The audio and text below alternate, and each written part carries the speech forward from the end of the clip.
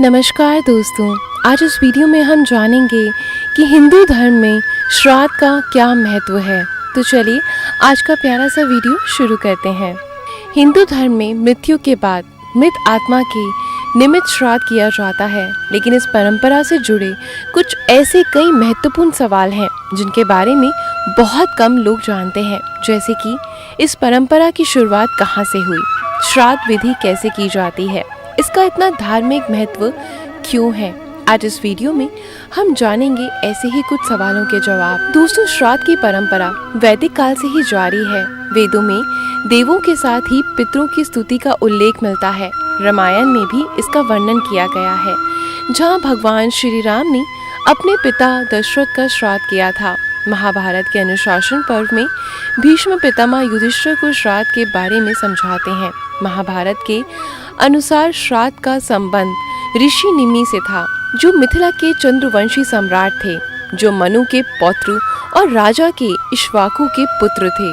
वे बहुत ही प्रतापी और प्रजापालक राजा थे। इन्होंने ही सर्वप्रथम अत्रि मुनि को श्राद्ध का उपदेश दिया था। इस प्रकार पहले निमि ने श्राद्ध आरंभ किया, जिसके बाद अन्य महर्षि भी श्राद्ध करने लगे। कुछ लोगों का ये मानना है कि वेदों के पितृ यज्ञ को ही पुराणों में विस्तार मिला और इसे श्राद्ध कहा जाने लगा, और ऋषि निमि की वजह से इस परंपरा का प्रसार आम जनमानस में हुआ। हिंदू धर्म के अनुसार पूर्वजों को देवता के समान माना गया है, क्योंकि उन्होंने हमारा लालन पोषण किया है और इसलिए हम उनके ऋणी हैं। श्राद्ध करना इसी कृतज्ञता को प्रकट करने जैसा है, जो जातक को पितृ ऋण से मुक्ति का मार्ग दिखाता है।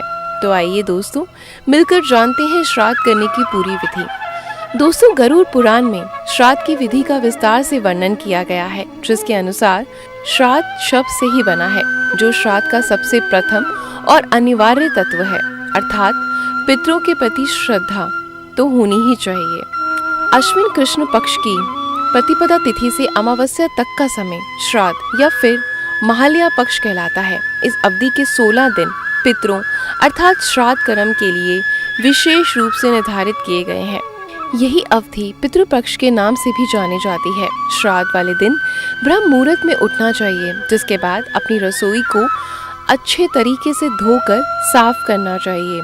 तत्पश्चात पितृस्थान को गाय के गोबर एवं गंगा जल से पवित्र करें। फिर घर की महिलाओं को शुद्ध होकर पितरों के लिए भोजन बनाना चाहिए। श्राद्ध के अधिकारी को विनम्रता पूर्वक आमंत्रित करें, जिसके बाद किसी ज्ञानी या फिर सत्पुरुष से पितरों की पूजा एवं तर्पण आदि करवाएं। पितरों के निमित्त अग्नि में गाय का दूध, दही, घी एवं खीर का अर्पण करें। भोजन की थाली में से पहले गाय, कौवा व अतिथि के लिए निवाला निकालें। इन सबको अर्पण करें। घर आए सत्पुरुषों का आदर पूर्वक भोजन करवाने के बाद मुख्य शुद्धि वस्त्र और दक्षिणा आदि से उनका सम्मान करें। कुछ देर बैठकर वैदिक पाठ करें और गृहस्थ के पितरों के प्रति शुभ कामनाएं व्यक्त करें। आपको यहाँ श्राद्ध से जुड़ी एक विशेष बात बता देती हूँ कि घर में किए गए श्राद्ध का किसी पुण्य तीर्थ स्थल पर किए गए श्राद्ध से भी 8 गुना अधिक फल मिलता है। श्राद्ध करने के लिए ब्रह्मा वैवर्त पुराण शास्त्रों में बताया गया है कि दिवंगत पितरों के परिवार में या तो ज्येष्ठ पुत्र या फिर कनिष्ठ पुत्र, और अगर पुत्र ना हो तो नाती, भतीजा, भांजा, शिष्य भी तिलंजलि और पिंडदान देने के पात्र हो सकते हैं। मित्रों, अब यहाँ आपके मन में ये सवाल उठ रहा होगा कि इतने लोगों को भोजन कराने के लिए तो बहुत सारा धन खर्च होता है, और जिसके पास इतना सामर्थ्य नहीं है वो कैसे कर सकता है? क्या इसके लिए भी कोई प्रावधान है? तो मैं आपको बता देती हूँ कि अगर कोई व्यक्ति आर्थिक या फिर अन्य कारणों से बड़ा भोजन नहीं कर सकता, लेकिन अपने पितरों की शांति के लिए कुछ करना चाहता है, तो उसे पूर्ण श्रद्धा भाव से अपनी क्षमता अनुसार उपलब्ध अन्न, साग पात, फल और जो भी संभव हो सके उतनी दक्षिणा देकर किसी ज्ञानी पुरुष को आदर भाव से सम्मानित करना चाहिए और अपने पितरों का नमन करना चाहिए। यदि किसी परिस्थिति में ये भी संभव ना हो तो 7-8 मुट्ठी तेल जल सहित किसी योग्य व्यक्ति को दान कर देना चाहिए। इससे भी श्राद्ध का पुण्य प्राप्त हो जाता है। यदि इनमें से कुछ भी संभव ना हो तो किसी एकांत स्थान पर दोपहर के समय सूर्य की ओर देखकर दोनों हाथ ऊपर उठाएं और अपने पूर्वजों और सूर्य देव से प्रार्थना करनी चाहिए। और ये प्रार्थना में कहना चाहिए कि हे प्रभु, मैंने अपने हाथ आपके समक्ष फैला दिए हैं। मैं अपने पितरों की मुक्ति के लिए आपसे प्रार्थना करता हूँ।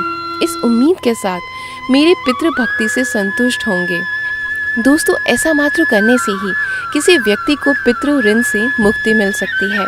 जो भी श्रद्धा पूर्वक श्राद्ध करता है उसकी वृद्धि, उसकी बुद्धि, पुष्टि, स्मरण शक्ति, धारणा शक्ति, पुत्र पौत्र आदि एवं ऐश्वर्य की वृद्धि होती है और वह इस पर्व का पूर्ण फल भोगता है।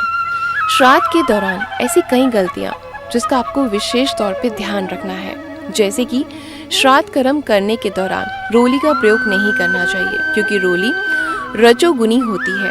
इसके स्थान पर चंदन का तिलक लगाएं। श्राद्ध किसी के घर में नहीं करना चाहिए, परंतु अगर आप घर से बाहर हैं तो किसी नदी, पर्वत, तीर्थ आदि पर श्राद्ध किया जा सकता है। श्राद्ध में चना, लहसुन, प्याज, काला नमक और सरसों आदि नहीं रखना चाहिए। वायु पुराण के अनुसार श्राद्ध के दौरान मांसाहार और शराब से भी दूर रहना चाहिए, अन्यथा पितृ नाराज हो जाते हैं। लोहे के आसन पर बैठकर कभी भी श्राद्ध कर्म नहीं करना चाहिए।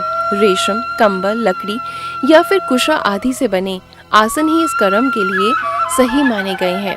दोस्तों, श्राद्ध पक्ष के दौरान शरीर की मालिश या फिर तेल से मालिश नहीं करनी चाहिए। श्राद्ध पक्ष के दौरान बालों को काटना, शेव करना या फिर नाखून काटना, ये सब भी वर्जित है। धार्मिक शास्त्रों के अनुसार श्राद्ध पक्ष में महिलाओं का किसी विवाह में शामिल होना पूर्णतः वर्जित है।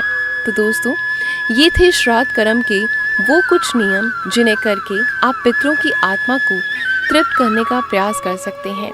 तो उम्मीद करती हूँ आज की आपको मेरी ये वीडियो बहुत पसंद आई होगी। अगर पसंद आई है तो कमेंट बॉक्स में कमेंट करके ज़रूर बताएं और ऐसे ही और भी आध्यात्मिक और धार्मिक जानकारी के लिए हमारे चैनल को सब्सक्राइब करें। मैं आपसे मिलती हूँ कल कुछ नई कथाओं के साथ। धन्यवाद। ओम नमः शिवाय।